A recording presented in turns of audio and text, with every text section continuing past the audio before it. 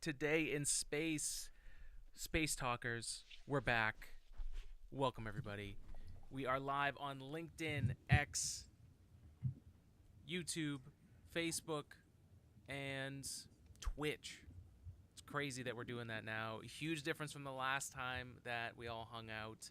But welcome to the show, Thorne, Andrew. Welcome, guys. Thank you. Thank you for having us. It's great to have you here. Why don't you go around the room? Andrew, start with you. I know there's a bunch of people who are here to see you, but we've got we're bringing the community together, our own different communities. I do want to say first, though, Yeah. I can't hear you real quick. Yeah. Can't hear me. Okay, but I can hear you. Yeah. I can hear All you right, in the folks. background. The music just like louder. I can just hear like a little bit of mumbling. That's why you hear in the background. Gotcha. Is the music still playing? Yeah. Oh, that's interesting. Oh, I don't hear any music. I can hear you. I mean, you're kind of quiet, but soft spoken. Okay. Interesting. Sorry. No, you're good. Technical difficulties, folks. This is why we go live. You sure it's not the music that's inside your head, Andrew? Oh, no. How's that? Did that change anything? No. I don't hear music.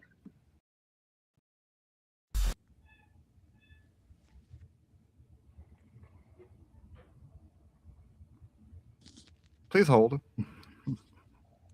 Now I can't hear you at all. Now you can't hear me at all. Now I can. Okay. Yeah. And the audio's good? Yeah, it's great. All right, good. I don't know what happened. What about you, Andrew? We're back. Andrew, how you doing? I hear you. I still hear the music. I'm trying to see if it's weird. Okay. Are you watching yourself live? Music? Music is off for all of you guys. Okay.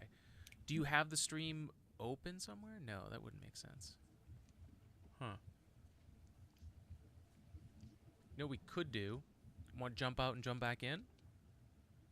Yep. I mean, do you want Andrew want to just hop off and come back in, or? Yeah, that's what I'm gonna do. I'll be right back. Okay. Welcome, everybody. This is what the reality. Now it's just us. Okay, great. So. Oh man. Yeah, I can't believe it's been 2 years. Since that's what's crazy. It's a fun thing about time. It's seriously weird.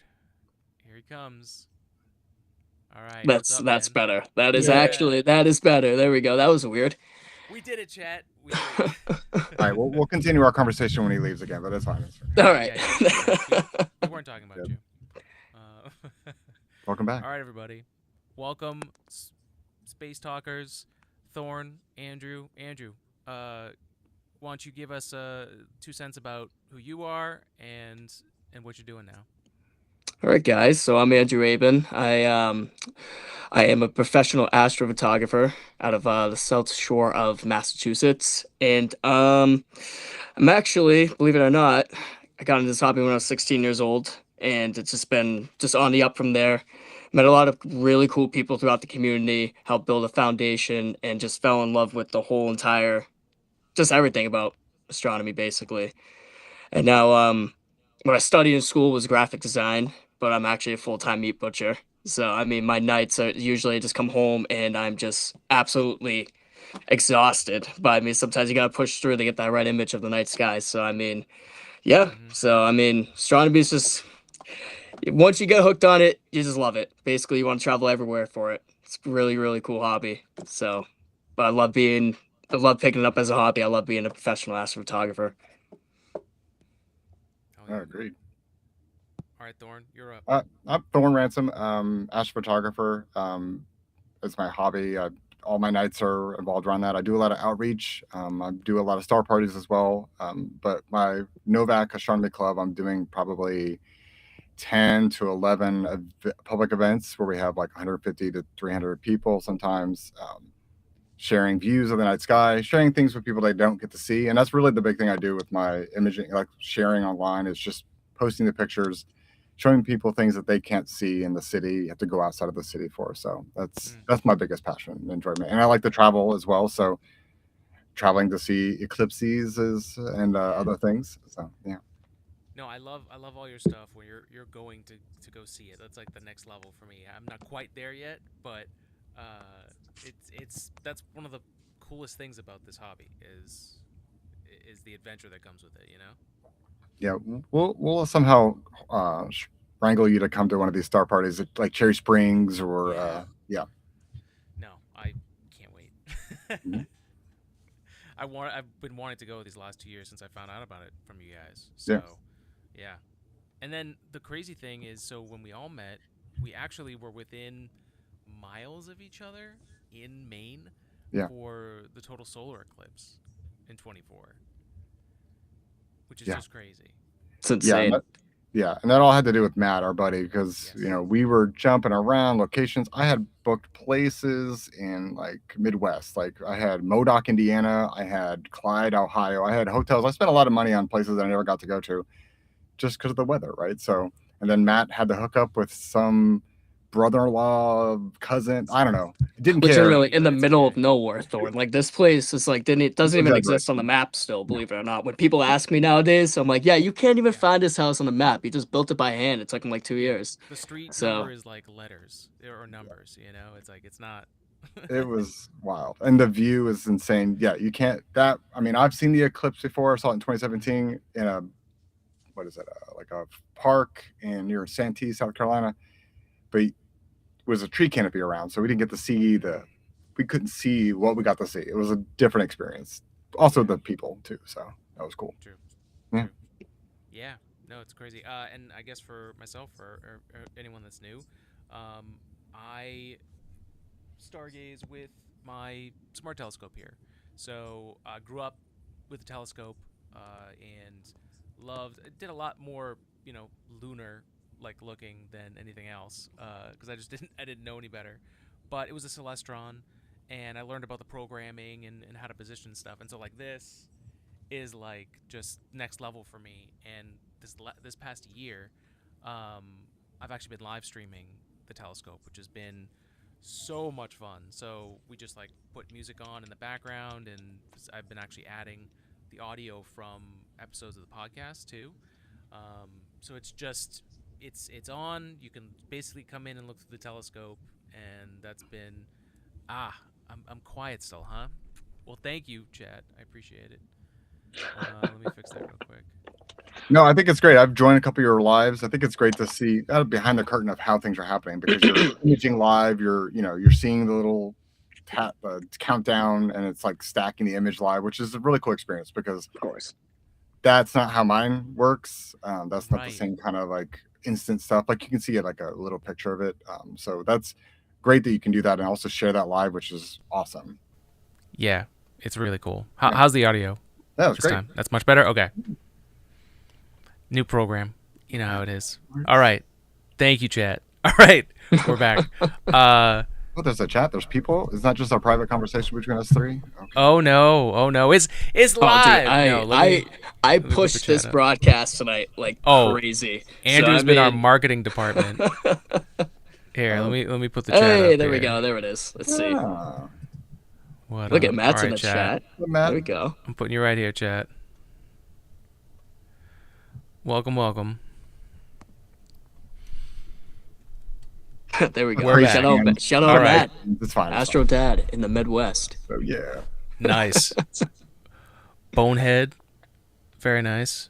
Nice to Oh, see you. Oh, what's Jameson's up? here. Wow. Oh, what's up? These are all our friends, Alex, that we met out at Cherry Yeah. Springs in September. That's awesome. Yep. What's going on? And I met Guys- Jameson at Cherry Springs, the actual Cherry Springs Star Party in June. So that was a hot day. Hot week. And my buddy Ryan's in here too. This is awesome. Well, thank you for bringing everybody. Everybody, thank you for showing up. This is sick. Yeah. So I live stream with this guy. It's a lot of fun. It's the first hardware version. They have multiple versions now after this, and the software keeps coming out and it keeps getting better. So The mosaic view on this thing is really nice as a anti Starlink trail application. So like it makes it possible, but I don't know how to do that on another rig. You know what I mean? Of What is that? course. It's So a Vespera? What is that? it's a Vespera 1. Oh, Yeah. great. Yeah, it was actually off the Kickstarter, if you'll believe it. So, Oh, yeah. And I was very able big. to make a 3D printed ring lens. So I grabbed some like SV Bony lenses and, just Hmm. There's always the way to go able. with those things. Yeah. Yeah. Very, very Find a easy. little thread adapter and a little hot glue. You're good. It doesn't Of take much course. more than that. Yeah. Bonnet says, I was at Cherry Springs and Black Forest. First time going out to those events. Planning on Okie Tex as well this year, but I'm working that out. Yep. Nice. Showed up with his F-250 next to my little baby truck. Yeah. Oh, that's great. No, those events, this is like one of those things. That's why I'm so glad we're doing this, because like everyone has different experiences with astronomy and you get into it different ways. And one of the cool things about us getting together and talking is like we just get to share our own different experiences. I did not grow up with people. I grew up, so the science teacher in town for like the elementary schools, Mr. Haffey, he would bring around his telescope and we would look at Saturn every year. And that was like the amazing star thing. And then the inflatable observatories inside, which were a blast. But like that was my exposure. Like other than that, there really wasn't. I mean, obviously in Boston, the observatory, but yeah, like that's it. And so to get to talk with you guys, and luckily to have a rig that works automatically for me is great for content and for sharing it, because that's part of this space podcast is to also do astronomy and give people like the coolest thing I've heard from live streaming my telescope is like, especially parents, people with kids who are up late or just up late in general, like they just get to put it on in the background and chill out. Like I think that's great.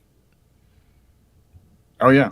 Of course, it makes it a lot easier too. I mean, what you have is like stress free Yeah. compared to what we like you don't Yes. even have to worry about cable management I know. and all that stuff. Like I we have know. to go outside after like a meridian flip, and it's like Yeah. you got to make sure all these cords are not tugging. That's like our main thing. But I mean, the quality of both of these telescopes, a smart telescope and just like a massive research setup, is just Mm-hmm. they still produce unbelievable quality. Like don't get me wrong. I mean, this whole hobby's come such a long way in the last 15 years. It's unbelievable if you really think of it.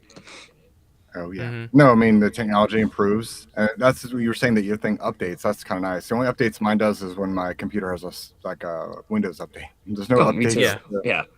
things, And then but you're like, no, what is it gonna do to it this? breaks. It definitely Yeah. breaks. I try to disconnect my everything if I can. Yeah. Well, and I have 14 3D printers in my lab, so like I don't need another thing to tinker with. So mad respect, You sure? because no, not yet. Anyways, not yet. A solar rig, maybe. I think that's something I'd like to do. Oh Is yeah. really get great images of the surface. Yeah, there's a guy online that's Simon. I forgot his handle.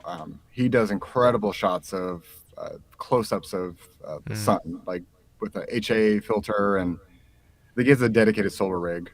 But it's pretty crazy. yeah. Now, I mean, that'd be nice to have one during the day, because then there's a lot more clear days than there are clear nights. At Right. least, you know. That's another thing that we were talking about beforehand is how terrible this last year has been for like free clear weather, especially up here in Massachusetts. It's been like impossible to get the telescope out. Yes, that is the challenging part. And then the few nights that are clear are windy, so you gotta Hmm. go out there and try. And I mean, use your car to block the telescope or something, because I know, even seriously. Yeah. even Get a mine, tent. yeah, even my rig at like 240 pounds, wind still makes it jiggle because it's like a giant sail because it's so Mm, big. So yeah, you got to block it where you can. I mean, I've seen people do like there's a company called Skybox that you can build your own like observatory square, but or you can get a tent or something like that. But yeah, that's mm, yeah, the weather's been challenging this last year, and especially the last 3 months has been really hard too. Oh yeah, Yeah. 100%. For my birthday in December, I was like, I'm going to reserve myself and go to Cherry Springs because it's free to go. Well, you have to pay monthly or nightly for camping, but you can go anytime. And I was going to go on the new moon, and of course, it was completely overcast and slightly snowing up there, so I did not go, Mm. unfortunately. Yeah, and then here in Massachusetts, like I haven't even actually gotten like real data since Cherry Springs back in September. So I mean, it's been like terrible. It's one of the worst years weather-wise that I've witnessed here in Massachusetts. And it's honestly, that's why you're just playing around with old data, and it just kind of gets boring when you can't get any new light. So, Yeah. Yeah, I last captured data, dedicated data, was in Black Forest. I also did Almost Heaven. I think that was before it. I'm not remembering correctly. And then maybe in November, I captured something, but it was February before I started capturing again. So Yeah. I was just looking up because there was some crazy. Boneheads was saying the winter in Michigan's really bad. Astrodad said awful winter. The beginning of this year, or no, the beginning of last year, we had almost 3 to 4 months of like consecutive days of no clear skies. It was yeah, just clouds for weeks on end. well, And yeah, I think April was like the next time that I really got the telescope out. It was insane. yeah, I did. Novak has several nights that you can go to Spruce Knob Mountain. They have like a deal with them. Mm. So I went out there in April in 2025, and only one of the nights were clear of the 4 nights I was there. And then it started getting better throughout the year. Mm. Yeah, the first part of the year was rough. Yeah. Help doesn't work good on your mental health, that's for sure. So No. oh, No. Now looking at the sky helps. yeah. We were robbed of it. It was And I feel terrible. like when it's cloudy, I'm just buying more gear to bide my time, or Right. redoing my gear. Or like I Yeah. just refreshed my entire layout since September. So It's cool.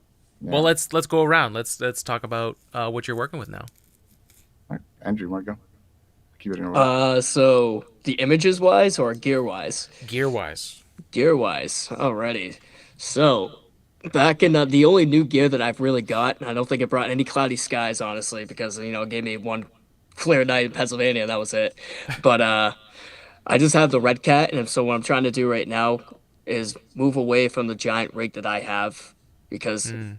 like we said, the weather's been so bad. I can't really set that thing up outside and hope for the best, and then leave it Right. out there for about 2 weeks and not use it.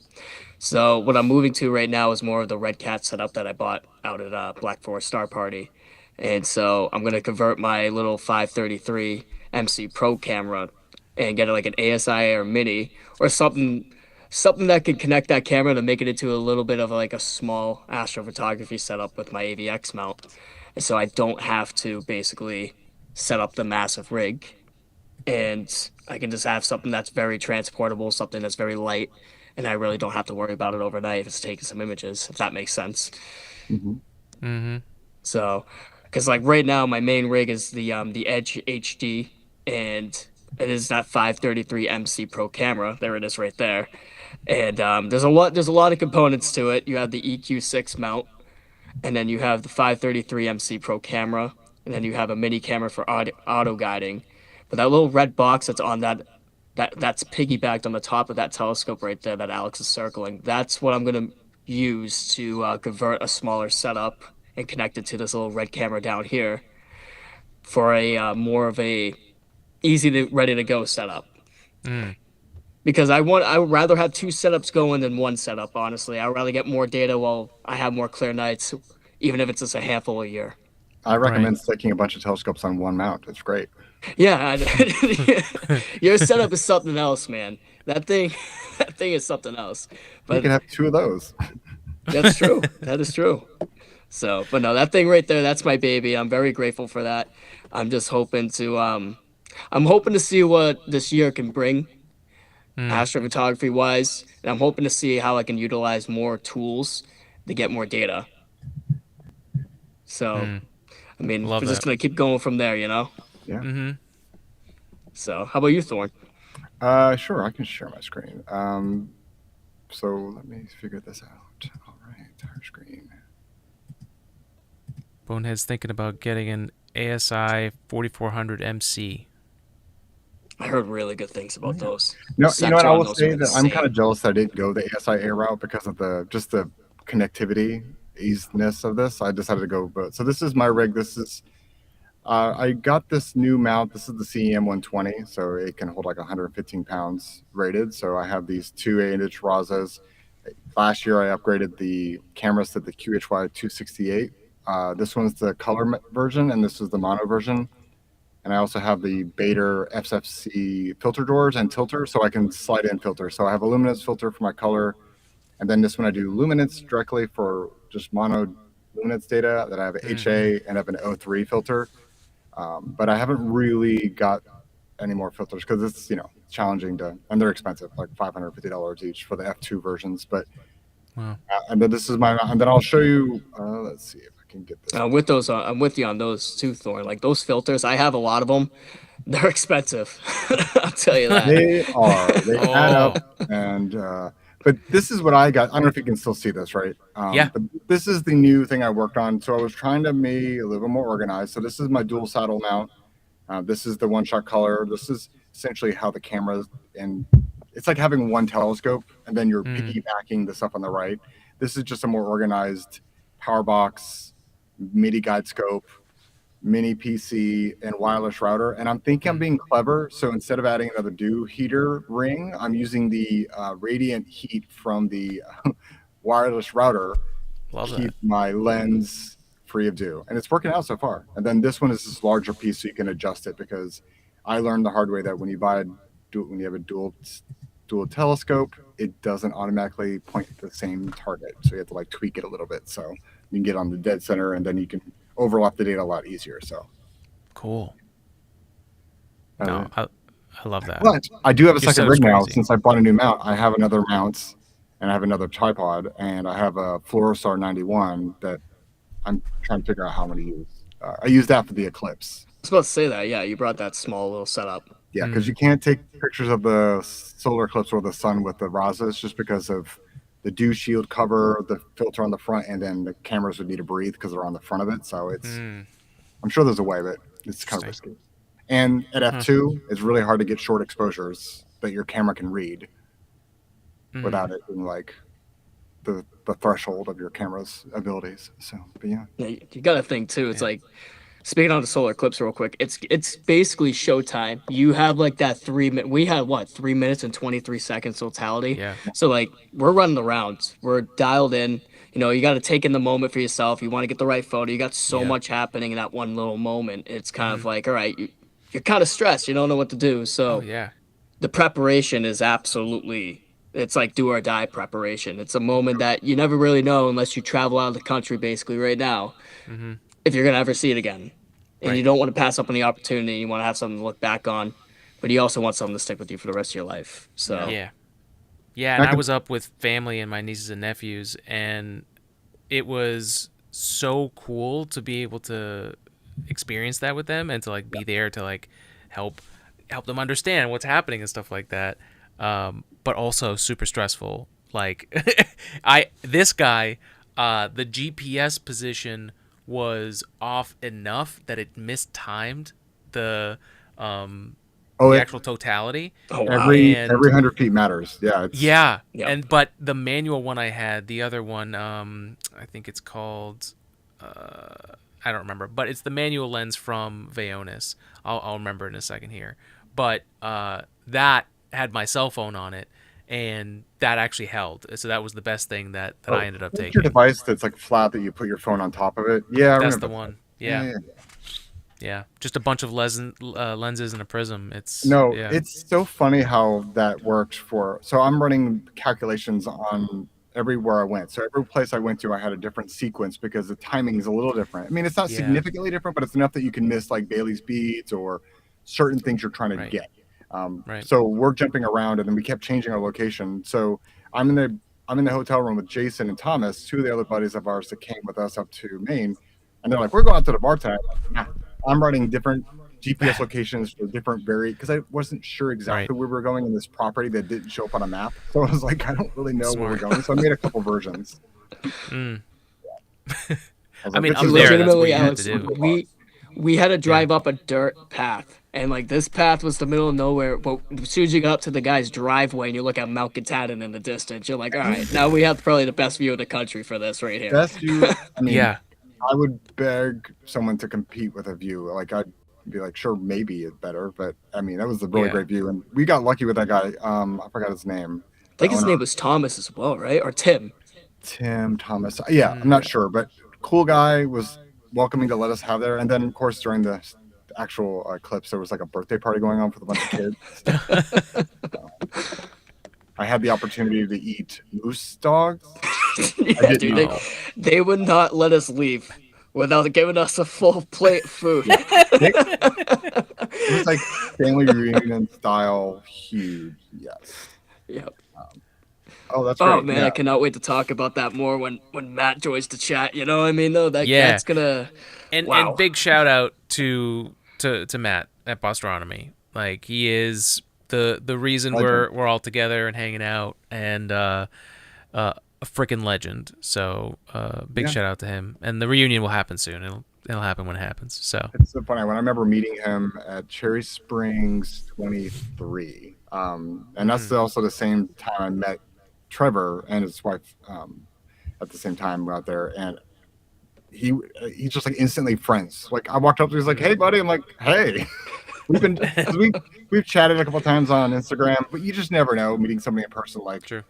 you know, a lot of this people are more introverted. You find them later, but he's not introverted, and he's very out there and friendly and super helpful. So cool guy. There he is. Yep. That's our buddy. There he is. He's a great, funny guy. So me and him are actually in the same astronomy society here in the South Shore. So South Shore Astronomical Society. I mean, we haven't been to a meeting in a good while, honestly, because you know, like life's been busy. You know, that's why he can't make it tonight. And so, I mean, but being in that community is really, really cool because there's a lot of people, like-minded people like us in there that just want to learn a little bit more of how to take photos in the night sky, how to find things in the night sky, and we basically tell them, we actually show them how to make their life a little bit easier, and nothing has to be Yeah. stress-free when it comes to this hobby because when something's stressful, you kind of want to just give up on it. So we want to make sure that they just want to stay interested and they want to just keep pushing, and then basically you get good things. So. Yes.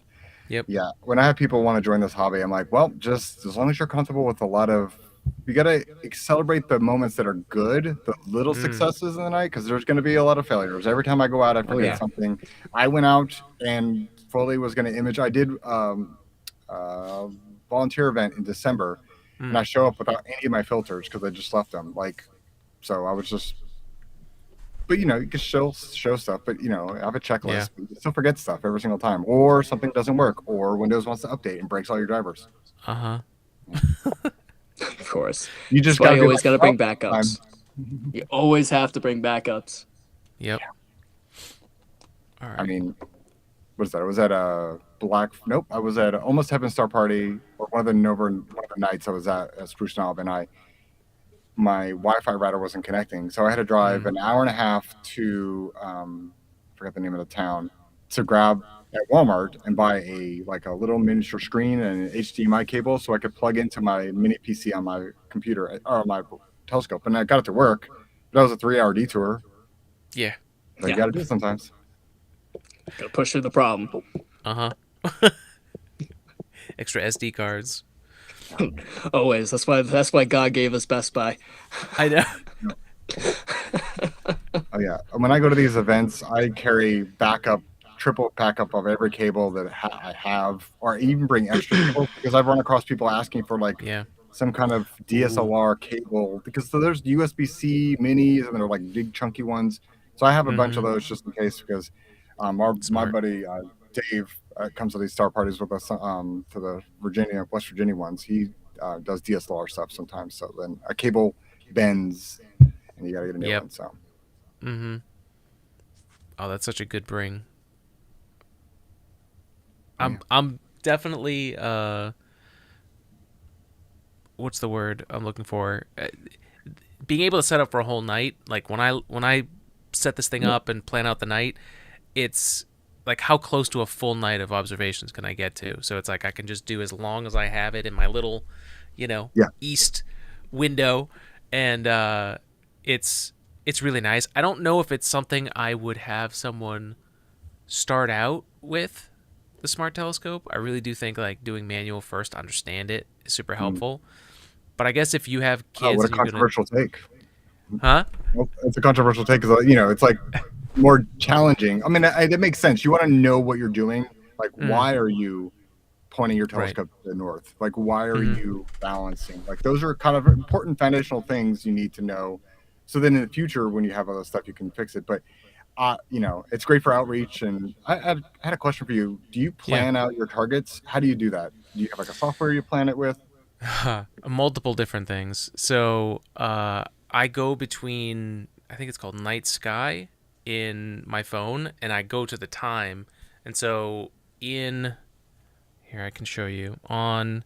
So there's the Singularity app, which is for the Vespera.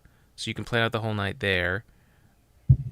I can show you what a plan looks like here. Yeah, because Oh, it's astronomy is not one connected. thing. Anyways, So it's it has like parabolas, and it tells you where it is in the ah, sky, Oh, it's actually um, interesting. at the time, so you can kind of like pick the band of when you observe. Um, and I'm doing the night sky app with yeah. like the 3D thing, and like going to 10 p.m., 2 a.m., and seeing what it is in the sky. And sometimes I get it wrong, honestly. And then there's just a chunk where it's not there. Or the classic this year has just been clouds roll through, and you're like, I got 2 hours of stuff and all night, So, Just a bunch of cloud pictures. or just Do you, nothing, and then do it's you just let it like a run at big. night? You don't watch it nervously out the window like I do. I'm in bed, like definitely like looking at it. Yeah, Oh, for sure. Oh, thinking. Yes, it's always the case. I'm always terrified, but you know, you got to do what you got to do. Andrew, how do So, you plan your targets? Me, honestly, so I use the Sky Guide app on my phone, mm, and I just plug in my camera sensor, and I try to see what my field of view is. Especially like I have a mm, in my backyard, I can see anything from the whole east sky, basically nothing on the west. So anything in the yeah. east or northeast, I could see just fine. So I just kind of plan around there. Basically, like Orion's belt, Hmm. Orion's nebula's in there. I can get at least a solid maybe 4 to 5 hours if I start early on Orion's Mm, Nebula before it actually hits the tree line. But I typically just plan my targets around what fits in the camera sensor, what like nothing too big. I try to go for faint objects. I'm more of like a mm, galaxy type of guy. Like that drawn a galaxy image that I just yeah. took out in Cherry Springs, and then the one of M81 out in Maine. I mean, it's Pull stuff those up. that I just love taking pictures of other universes. So usually when it comes to planning my targets, I try to plan for something that's distant, like if that makes sense, distant like that, like galaxy season Like is my favorite season. outside of our Exactly. field. Mhm. Exactly. Like right there, the image that Alex is pulling up. That's actually my Andromeda Galaxy image I'd taken back out in Cherry Springs back in September. And that was actually on a cloudy night, believe it or not. I think Thorne, that was our last night there, right? Yeah, I I think the think last so. night was there. Yeah, because I try to image. I think I try to image that as well, but yours turned out a lot better than mine, so that's why I haven't posted mine. So Yeah. And that was with the red cat that I bought. So it was a brand new red cat that some guy was selling out there for like, I think it was like $600. And I said, you know what? I'll pay myself back the week later. And so I bought it. Jameson helped me actually set that up. And hopefully he's still in the chat right now because without his help, I probably wouldn't have gotten that thing going. And so we produced this image right here. And so the top image is the star version of it. And so you see like a lot of stars, but you see a lot of halos around yeah, the some of high the brighter stars because it was a hazy night. And then on the bottom, you have the starless image, which is just it's kind of incredible how much data Yeah. you can get and how much light that you can get basically on a hazy night. It's kind of it's like if the you're dark taking a skies. picture. Exactly. And Yeah. you're taking a picture of like air glow, basically, and that's what makes everything else kind of shine like that. That's at least what I think. Because when people take Milky Way photos and they get that air glow, it kind of brings out a lot more detail Mhm. sometimes. Yeah. So, but I mean, going back to planning around my targets, I kind of just plan about around what I can see and what I have a window for, and then I just go from there basically. And usually in my backyard, it gives me until the meridian flip. Hmm. Sometimes depending on if the object's all the way up in the sky. But I mean, yeah, basically just planning around what I'm able to photograph. Hmm. Yeah, Because I you know would we say still have limited skies, so Right. Yeah, I would say I've only in the last year and a half been comfortable with not babysitting the meridian flip. I mean, I still check on it, make sure it's doing okay, but I've figured out how to get that to work.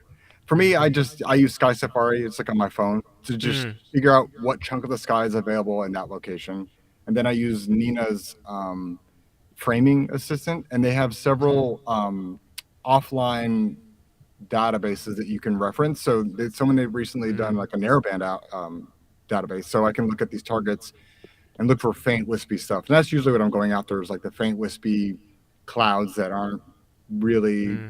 exciting. I mean, I like them. I think they're kind of just because they're just like these molecular clouds Hmm. lens dark nebula or light nebulas. I just you like got a that. lot of like dark nebulae too. Yeah, I love Definitely a those. lot. Hmm. This last year, I did spend a little more time on some bright targets just because of the limited amount of time. And these dark targets need 10 to 20 hours. I mean, one of the dark targets, LDN 477, I did in 2023. I needed 26 hours on those. So really, this year, I'm hoping that I get more. I hope we all get more time. But yeah, there's not a Yeah. lot of. Last year was not a lot of consecutive nights that I could get that. So. And as we all learned, the night sky moves pretty quickly. So a target that you had a month ago is not so in a great spot the next month. So yeah, Yep. yeah, That's now when we look at Orion in the sky, and it's kind of like, all right, you know, it's 5 o'clock and it's already heading towards the horizon. yeah. Yeah. So yeah. Bye. hmm yeah. Yeah, I'm connecting here because I wanted to pull up at least the stuff I was trying to do many night and many stacks on, because I don't remember anymore. You kind of lose track of everything that you get. You know what I mean? But it's always a surprise, you know. You're like, Always. oh, yeah, How a question for you on your Spirit? What? How big are yeah. each files? Are they like 25 megabytes, 50 megabytes? So this one only has 10 gigabytes on board, Gotcha. and in a night's time, if I do a whole night, it's full. Like it probably runs out around like 3 a.m. if it hit everything. So yeah, the next ones have a lot more on there, but you know, it's fine. It's nice I'm for in like star hopping or target hopping, right? Jumping around at different targets. That's kind of nice. exactly. Yeah. Yeah, let me pull these up here.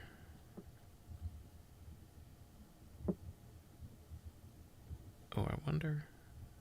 Yeah, the Rosette project. I went after the Rosette Nebula last year. I think I was good enough. That was the first time I was using filters too. I saw that Matt's Mm. talking about that. So it's a great target. Here, I think I can share my phone here. Oh, Rosette project. Yeah, I want to go back to Orion, and I want to do a lot more wide.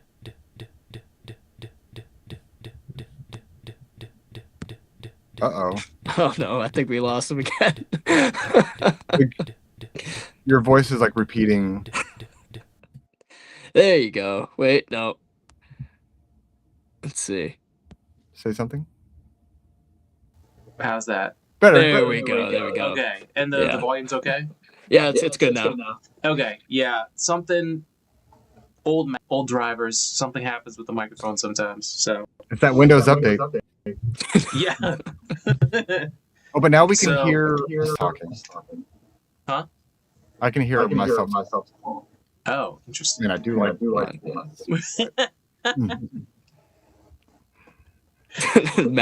Matt's like, oh dear. Oh man. Hey, we're live. It's all part of the process, you know. This is what happens.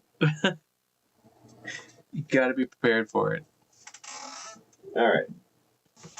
How we doing? Any better? Let's see. Let's see. Still hear myself. Okay. Pop through. Definitely hear an echo. Okay. It's not just Okay. that. Yeah, is it on everybody, AstroDead? Am I echoing? But I guess I don't know where it's from. Right. Here, let me reset my microphone because that could be doing it too. That's it. Let's start the chat over. Let's start over. Let's start from the beginning. Yeah. On one. This is just a The chat's practice run. here for it. Oh, perfect. This is the perfect time for me to talk about first. Okay. Any Any better? Yeah, I think so. Oh, that's much Okay. better. There we go. Yay. Perfect. All right, cool. Whew. All right, we're back. Welcome back. Okay. We are live. You were going to show We are some live. pictures? Yeah. Show some pictures. Do you have something you want to share? Oh, me? Oh, sure. I can. I thought you were going to share something. So, Go ahead. oh yes, I was. I got distracted. Yeah, hard start. Update the drivers. So this is what the app looks like. So these are the wow. saved observations. So I can do up to 5 of them and keep adding them. So these I have I think the most is 3.5 hours, but Wow, look at that. Does it give you suggested exposure lengths, or do you choose that? it does. So if you select the object from their library that's just there, it has a selected setting for it. But there is an expert mode, so you can adjust all that stuff too. So I do have, so this one is named at the top. So that one says expert. So that was one of mine. But it's so interesting. I want to learn more about the post editing, post processing. You really? Well, that's when no, everything comes I to don't. life. But I mean, don't, actually. That is a process. This is ease of use and ease of viewing, and also because with the space podcast and posting stuff about space, it's just how much content can I put out that I'm still enjoying the process. So this makes it pretty easy to share what I've looked at the night before. It's lightweight, the files aren't that big, and the stacking that it's doing automatically is give you pretty impressive. The raw files so you could stack it separately if you wanted to? Yeah, you can get a TIFF and export kind of the non-stacked. Yeah. Well, if you ever want to learn how to, there's plenty of free softwares out there too, like Deep Sky Stacker or Cyril. So we all started right there. Yeah. So yeah. I don't know if you're a Windows or Mac, but there's plenty of options Mac. in both Mac. Okay, yeah, there's plenty of options that you can use. I think Cyril is Cyril Mac. I think it is. I know Deep Sky Stacker is Windows. Yeah.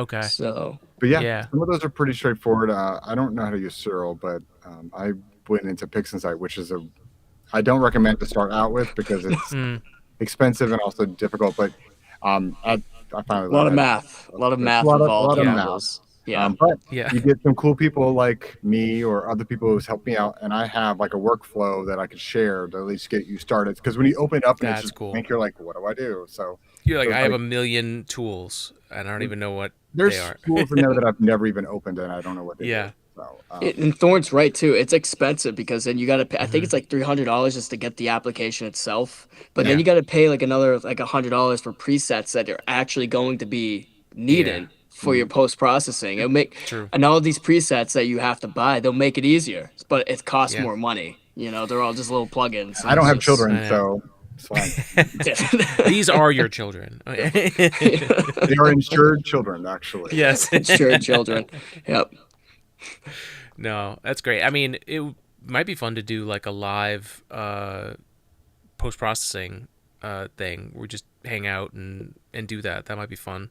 Yeah. Sometime. Well, I'm happy to help. I'll share whatever I can help with. I've had some friends do that with me. So, I did not originate the dual Rasa telescopes. There's other people that do it. Even Brayfall does it, who has the Starfront Observatory. But my buddy Stephen Morris in South Australia, he's the one that I kind of learned how to do that from. And I talk to him all the time. I've done video chats with him. He's helped me with PixInsight. I've helped him with some stuff. He's helped me a lot more than I've helped him, but let's be honest. But, good guy. That's work with great. him. And actually, the dew shields that I had were his original design, and he's working with me on a new version of those too. So Oh, that's so cool. I need a Awesome. 3D printer because I have to send it up for someone to do Oh, it. hey, Alex is Yep. the guy, man. I mean, I got he's the you. guy. No, Do I you do want to jobs like if do. someone paid you to like print something? Would you? Okay, then Absolutely. we might have a conversation very soon. Perfect. No, that's right up my alley. I mean, I know Matt and I have talked about some stuff like all the mounting stuff, and you mentioned the wire management too. That's also another way that I think 3D printing could help a ton too. Yes. You know, So I don't have to buy it's these Amazon clips. I mean, you can make your Yeah. own clips and stuff. Yeah. Mhm. I mean, I've got my thing pretty far down to one cable coming off of the mount. And the way my mount is set up is they have power adapter plugs in the saddle. But Oh. my mounts, I need to check it again, but I need 20 amps of power. I need 18 amps of power, and the 10 amps is what the max the mount can handle. Mm. So I have to have its own separate power source because it's the dual Raza setup. I mean, it's the two cameras, the mini PC, the power device, the router, and the dew rings. They add up and usually around 18 amps, what it requires at some point. So Wow. yeah, I need to get bigger solar panels this year. So I'll work on that. Sick. Well, like Cherry Springs, there's power on the field, and you can if you get there enough, you don't have to worry about struggling for power. But like the Right. star parties I go to in West Virginia are just there's a place you could go Yeah. plug about a mile or a mile and a half up the road, Yeah. but that's a long way to lug your heavy Jackery batteries. So I get solar panels to charge them up. So It's probably the smartest way to go, honestly. well, Yeah. and we did the Never solar know where you're panel going. charging our laptops and stuff for the eclipse too, right? We So did. that was kind of fun. Oh Like yeah. charging our telescopes and charging our cameras and everything while taking pictures of the sun. That was kind of fun. Yeah, that's Circle that's light. dope. Yeah. Yeah, that's why we woke up at like 6 o'clock in the morning. Sun's already up, and you have to set up the solar panels like right away. Oh yeah.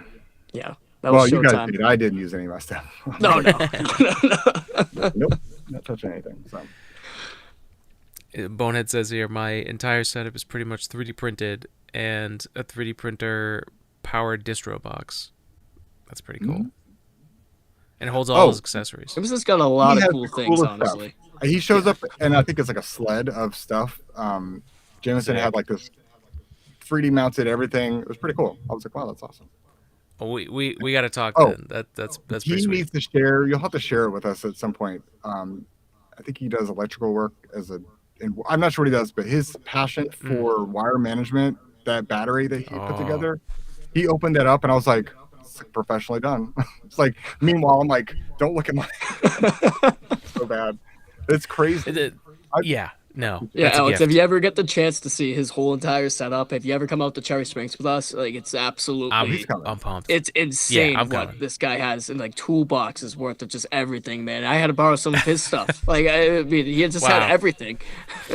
That's dope. Yeah, and I don't want to bring the room down. We don't know 100% if Cherry Springs happening because it was a little iffy last year. I believe it Yeah. might happen. There's a lot of state park issues. However, it's still always open. So we all would just choose to go on a new moon night and go there for a couple days or a long weekend. And you just pay, I think it's like $30, $35 a night to camp there. I'm not even and- like, Yeah. not even concerned nothing. about that, honestly, as long as I get there and hang out with you guys, you know what I mean? But I don't want to just go out for a weekend. I want to go out for like an extended time, Yeah, honestly, 2 because nights is 8 not enough. hours is like, that drives too much, like sometimes, you know? Oh yeah, Yeah. it's a long drive for you guys. I forgot. Yeah. I think it's a long for me. It's like 5.5 hours. But it's not that bad. I've also been looking at land up there too. I was looking at West Nice. Virginia land, and there's a lot less land up there in Pennsylvania. But It's a lot more darker skies, though. yeah, Yeah. that's when no one's really selling land up there. They don't want to give it away. So Yeah. That's dope. yeah, the battery. Okay. Should we do some total lunar eclipse stuff? Yeah. You know, we should. Close That's coming out up next Yeah. Monday night, right? Yes, sir. So that's going Yes. to be, Sir. that is going to be absolutely beautiful. And I'm excited because I have a DSLR and a lens now, Ooh. and I actually have film photography. So I have an old Minolta, 1971 Minolta that my father gave me that was his brother's that gave to him. So now I'm going to be able to hopefully do something like this if I can. Wow, that's not mine. That's awesome. That's sick. Oh yeah, that's That's Andrew. oh yeah, that is mine. So actually, so that's what we should be seeing on Monday night into Tuesday, except for the whole. We're gonna see the whole left side. We're not gonna see the whole right side. It's for us on the East Coast. Moon's gonna be setting Right. when the moon is going to be in its totality phase as it's setting. So, but we do have clear skies for, I'm guessing, all three of us right here. We should be able to see that first half, which is actually really interesting watching the full moon in the western sky set Yeah, while you're it's gonna blood make red. sure your western sky is low so you can see it as long. Oh yeah, 100, Yeah. 100%. But it's gonna be cold. That's what they're saying for us. It's gonna be about 5 degrees. But Yay. going into this photo right here, this was actually taken back in May of 2022, and so actually I took this all from my backyard with a DSLR camera and my AVX tracking mount because at the time I didn't have anything smaller. I didn't have the EQ6. I didn't have a Skyguider Pro, Wow. and so how I took that image was actually I have it up on my phone. These little aspects of this lunar eclipse, and I know it was taken at different settings as the moon got darker and deeper into Earth's shadow. You have to brighten up your exposure a little bit more. You have to basically. I'm picky when it comes to getting shots like these, and so I don't want to get any of that red color where the dark sliver of the moon is basically until we get closer to the totality phase. I want to get like the darkness of Earth's shadow because if you overexpose that image of the moon, you're going to get the reddish blood color that everybody talks about. And so what I did, I took that image at sorry, just bear with me real quick. Oh, no worries. So I took that image at I was using the Canon 75 to 300 millimeter lens, and so it was taken at roughly 300 millimeters. The max that zoom lens can go at f 5.6. So that was as low the f-stop can go, and the ISO was at 200, but it was also shot at 1/200th of a second basically. And as I kept going, I kept adjusting I kept adjusting the settings. Like you had to play around with the ISO, you had to play around with how much light you're gonna gain to get more of that Right. blood color, basically. And throughout that whole entire night, I took about maybe 800 images. And these eclipses last for about maybe 5 hours or so, give or take the whole entire thing. Yeah. And but I mean, as you can see right here, it's really rewarding what you can see. Like you can't see the penumbral phase of the Earth's shadow covering the moon, but when that partial phase hits, when the actual shadow hits, and everything just turns into like a whole different look, it's kind of like it's really out of this world. And I've seen about 5, I think actually 6 of them, and it's absolutely beautiful what you can see. Yeah, I think my recommend most bracketing too, like bracketing Oh, your frames 100%. and exposures. So that's helps you because sometimes you think I think it looks good in the viewfinder, but like sometimes it has like 3 stops up or 3 stops down post. I mean, it's a lot of data. Oh yeah. Later, so. I mean, the most recent one that we just had was the one last March, and believe it or not, where I took those images, I didn't send them out to you, but when I took those images was it was on an icy lake up in New Hampshire, right next to Winnipesaukee, Lake Wentworth, completely frozen in ice. And I actually walked out. It sounds really dumb, but I checked the ice. I put a drill in the ice. I was actually up in I was up at my buddy Kyle's place. And I was like, dude, we're gonna have cloudy skies at home. I'd rather just drive all the way up 3 hours to the lakes region and see what I can find and hope for the best with clear skies. Clear that entire night. We walked out to the middle of the lake. I had my DSLR, my little Skyguider Pro, and we had a few we had a few beers out there. But I mean, like it's freezing out there. You gotta have a drink with you. You know what I mean? Gotta stay warm. And exactly. Yeah. And basically, you're just like in the middle of the lake, and you're just watching the mountains around you and everything go from like it looked like daytime because how bright the moon was, the full moon, to just complete darkness and just silence. And it was just absolutely incredible just watching that unfold on an icy lake too. Yeah. You know? Yeah. So that was probably one of the best experiences I've had location-wise watching an eclipse. So I think it was really, really cool. That's so cool, man. That's why people don't miss this, seriously, especially our Mhm. friend Matt in the Midwest right now. I mean, he's gonna have a better look than we do out in the Midwest. So hopefully he gets some good images of this eclipse. Hell yeah. Oh, and welcome, Deborah. It's good to see you here, Deborah. So this is from back in 2014, I think, and this was with my DSLR at the time, and just free taking images, and then I made an animation Oh of wow! this. The You said focus when was was this? I did not know what I was doing with the focus, but When was this from? I think I this think it was. was 2014. I know there Oh, was one in September of 2015. Let me see. I have the date here. I can say that I've Oh, never imaged. it was the 15th here. Let me share this page. Because I've never Yes, I imaged the did. lunar eclipse. I've watched many of them. I do go out, but it's with my Razos, it's hard to image that. So Here it is. We did a whole Oh wow! thing. 2015. It's awesome. Yeah. Actually, that was my first ever eclipse. Not gonna lie. It might have been mine too.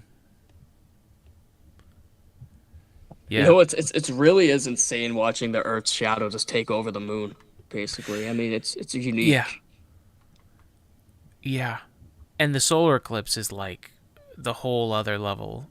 Like, Oh, it's And really. 100%. and pretty wild too. I mean, obviously, maybe in another 100,000 or 200,000 years, it won't be in that exact spot for because it's moving away a slow amount from us. But I Right. think an inch per year, right? yeah, I think. yeah, Yeah. something that seems like a lot more than it should be. But it's been doing that for a long time. So, but thankfully, the moon's there because that's how we have a stable tilt and rotation and all that stuff. So, Oh yeah. Yeah. I have a Wow, look love-hate at that. relationship with the moon, so it's great when it covers the sun. I'm cool with that. Speaking of the moon, we're going back in April around the moon. Yep. Yes. That's what they're saying. Artemis 2. And I cannot wait for that. I know they just rolled back the rocket Yeah, itself they got today. Yep. hydrogen issues or I think it was the helium? helium atoms, I think. Hydrogen, yep. It Hydrogen. was Okay, yeah, no, hydrogen stinks. I mean, it's very efficient. Let me start with that. Very great rocket fuel because there's a ton of it, so you could put so much more fuel in the same space. But it's also the smallest element, so the atom is very small and it leaks from everything. So you've got this whole rocket that took 3 years to assemble and put together and have all those checks. Then it's rolled out of the pad.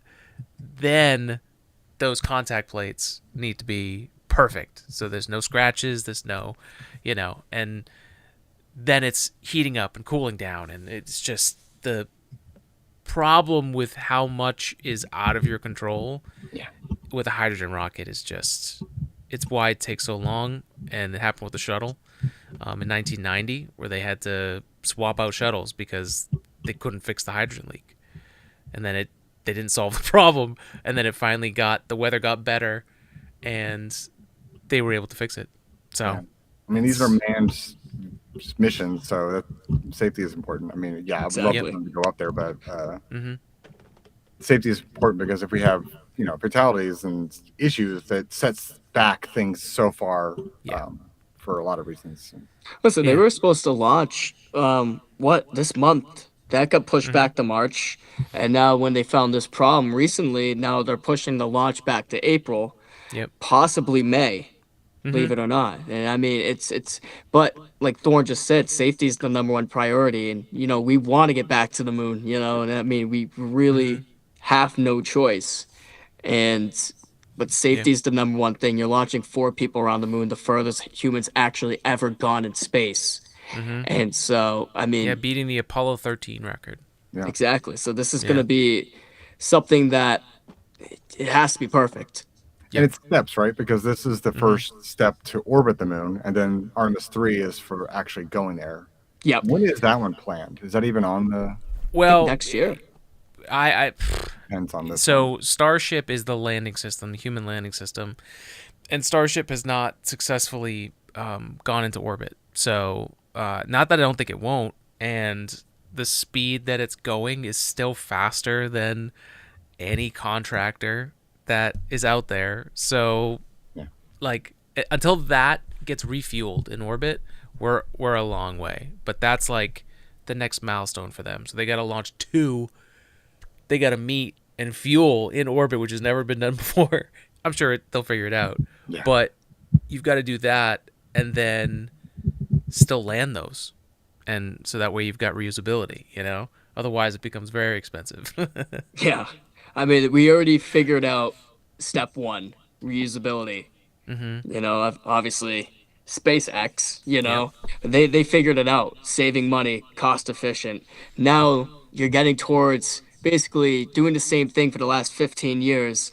Now you have to do this airborne. You have to do this in space. Mm-hmm. That's the hardest part, you Yeah. know? And that's why catching the Starship booster, and Mm-hmm. just even catching the thing and then launching it back up, it's a huge step in the right direction, but it's gonna be a Yeah. long time, in my opinion, before we really, really start doing that. Because then when you put humans as a big factor, and you get Mm-hmm. one scratch on a rocket, something could go bad in orbit, and Yeah.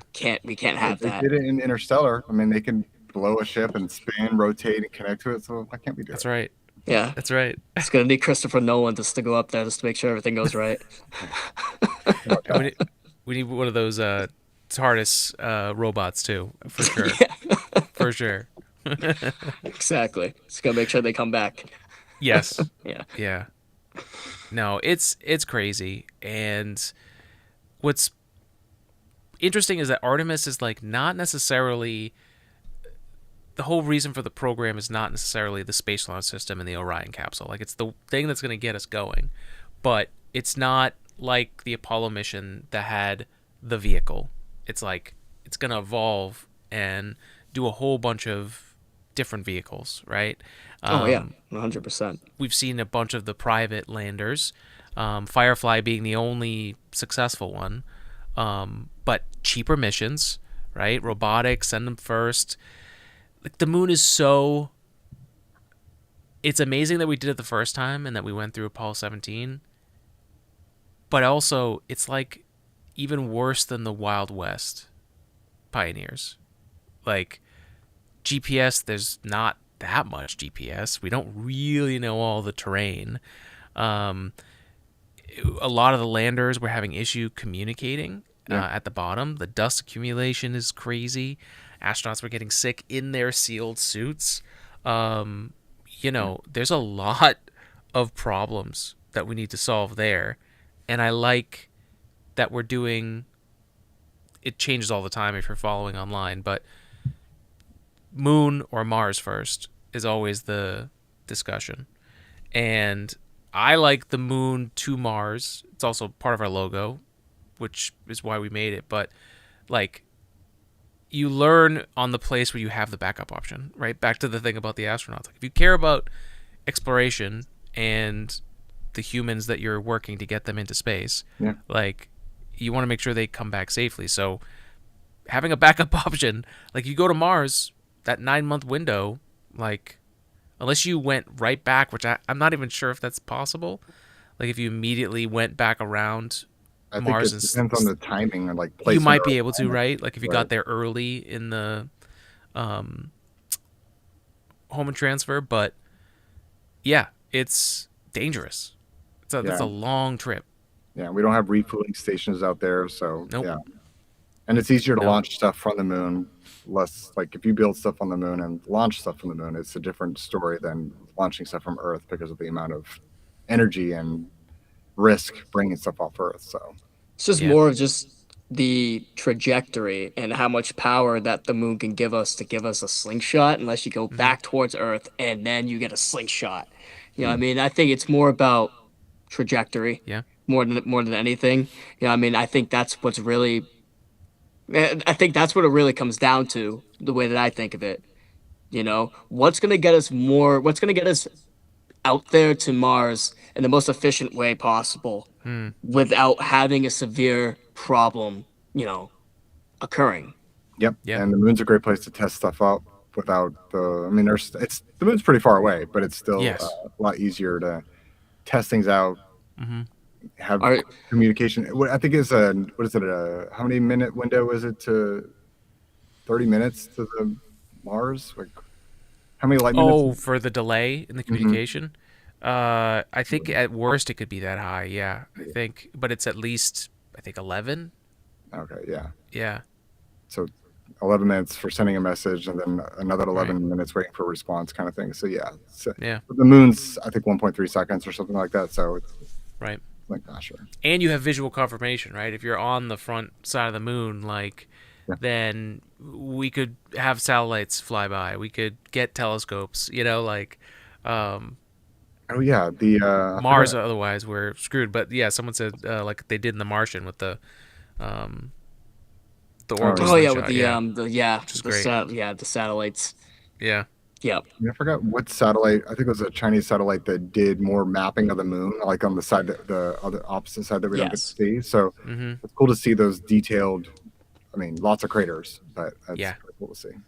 Yeah, and that's one of the good things about Artemis 2 is that they're actually going to, if everything lines up on their orbit as they figure eight around the back, they're going to be able to see more of that side of the moon than any of the NASA missions have seen. So it's going to be very cool. There's a lot to look forward to about this whole thing. And you know what's awesome though? It keeps us questioning. You know what I mean? It really Yeah. keeps us questioning like, hey, what are they gonna do about this? How are we gonna get there? And corresponding with astronomy, they always want to Mm-hmm. leave you questions. That's the whole point of the universe is to leave you with a question. Never Yeah. really give you an answer. But once we figure out those answers, and we're gonna figure out they're gonna be very smart answers. I mean, it's gonna be safer travels. It's gonna be Mm-hmm. more efficient, you know, and Yeah. it's gonna make us. It's gonna make us want to explore more. Mm-hmm. It's a step by step process. 100%. So can't wait for it.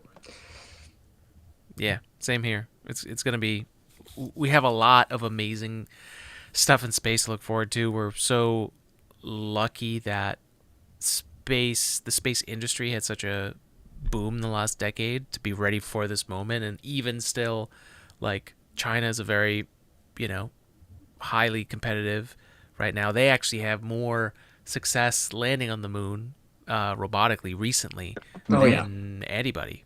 So, like, they're definitely not to be underappreciated there. Competition is great too. It's a Yeah. motivator for a lot of it's people. ambition. Mm-hmm. Mm-hmm. Yeah, and get for us in America, get the private companies doing it, and they're doing it cheaper, so you can have more attempts. Like, Commercial, man. That's yep, all it is, man. yep. Commercial. I mean, NASA, honestly, in my opinion, would not really be much of anything without that commercial funding. They've been Right tied now. from the very beginning. McDonnell Douglas, Pratt and Whitney, all those original contractors. That's what built it in tandem. Yeah, yeah, and we have a NASA administrator with Jared Isaacman who is from the private sector, Yep. but also has a deep respect of not only NASA but air flight and aerospace, and I think that's what a cool. It's kind of like James Webb in a way of just having that person at the right position to get us ready for what's happening. Like, I don't know if you guys saw it, but the Starliner Type A mishap clarification. Did you guys Oh, I see saw that in the last? I did. Yeah. So the Yeah. Starliner event, they went and had a private investigation and officially said that mishap is in the same bucket as Challenger and Columbia. So in the level of risk and damage, and there is apparently like a number, like a cost that's associated with that too, that it has to reach. But they lost a thruster, and apparently some really great operators for the space station made the call to be like, stop, Like, let's go back to the safety zone and make sure that the spacecraft has its 6 degrees of freedom to move in three-dimensional space. And if they hadn't, I mean, it's not just those 2 astronauts. That's the whole space station and everyone else on board. So The whole system would have been a total loss. I mean, I hate to say it, but I mean, the whole thing would have been a catastrophic disaster. yeah. But back to what's the good about it with that, because it was a very sad day. I like that Jared is having NASA take accountability for this stuff and setting the right mindset for the culture to be like, people tried to speak up. A lot of people felt like they couldn't speak up because, you know, you form relationships with these people. I'm sure working at NASA is like crazy in what you're able to do, and it's so awesome. And then those people that you get to work with, if you're able to serve for a long time, are like family. So there's that aspect. But yeah, it's when we're getting into more human spaceflight, that's the right posture for NASA to have, is straight up, we're going to tell you all the information, and, you know, for whatever reason, probably political, why it wasn't made known. That's, you know.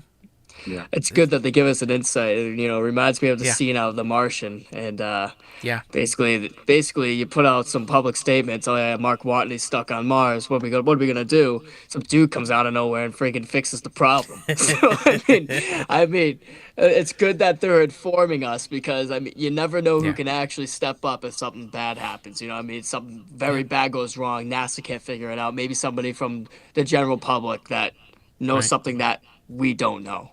Yeah, Right. transparency is important. Yeah. Yes, exactly. Yeah, I mean, they didn't hide. I mean, it's a little bit of a different example, but like, if the culture is to hide things that are uncomfortable to bring up because it's going to make someone look like they didn't do their job or whatever the situation is,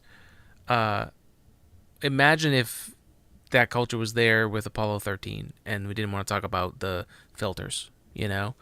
Like, that, you know, that's just not what's needed for human space travel to operate with getting these people back home. So that's good. It's dark, but but it needs to be addressed. It's real. Yeah, it needs to be. Yeah. It needs to be. So and luckily everyone was talented and spoke up when they had to stop the disaster from happening, even though the spacecraft wasn't healthy. So yeah, just craziness. I could talk for hours about it. I would love to. Yeah, but guys, this has been great. We're just gonna do more of these whenever we get to hang out. Maybe when we actually have some clear skies, that'd be amazing too. But thank you guys for coming on. Thanks for having us. Thank you for having us. Yeah. Any last words for the folks out there? Look up. Thank you. Look up. Keep doing what you're doing. Explore more. Honestly, can't really stress enough. I actually told somebody I met the other day. I'm 24 years old, but I mean, I've seen a lot of cool things. I've met a lot of cool people, you know. But you can't just do that sitting at home. You can't just do that not doing anything. Get out there, you know. Be social. Get out there. Be your own person. Be confident. Because if not, you really never know who you're gonna run into. And I mean, I'm lucky, but anybody else can be lucky just like me. So definitely go out and explore, look up. You never know. Hell yeah. Cool, guys. Well, thank you so much for being here. Bonehead, thank you. Astrodad, thank you for being here. Deborah, everybody that joined live in the chat, thank you. Thank you. Yeah, Cherry Springs, definitely. Black Forest, I've got to learn more about, but I cannot wait to meet in real life. It's going to be fun. Yeah. It's awesome. It's gonna be awesome. Awesome. Victor, thank you. What's up, Victor? June and September. Sweet. Thank you. All right, guys. Everybody, spread love, spread science, stay curious, and we'll see you in the next episode of